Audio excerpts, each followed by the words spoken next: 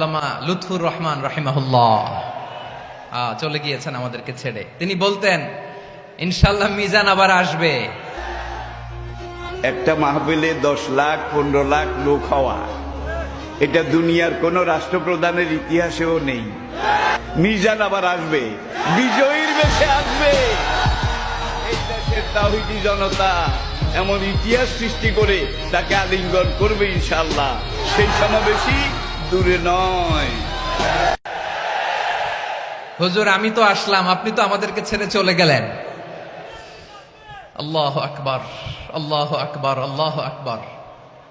গলায় কোনো সুর ছিল না, সুর দিয়ে কথা বলতেন না, কিন্তু এত চমৎকার শব্দের বুনন, এত চমৎকার প্রেজেন্টেশন, এত চমৎকার ভাবে ঐতিহাসিক বর্ণনাগুলো তিনি উপস্থাপন করতেন। মন্ত্রমুগ্ধ হয়ে আমরা আল্লামা লুৎফুর রহমানের কথা শুনেছি। আমরা হযরতুল আল্লাম লুৎফুর রহমান রাহিমাহুল্লাহর জন্য এই বিশাল ময়দান থেকে দোয়া করছি, আল্লাহ তাআলা তুমি তোমার এই খাদেমকে জান্নাতের মেহমান হিসেবে কবুল করে নাও।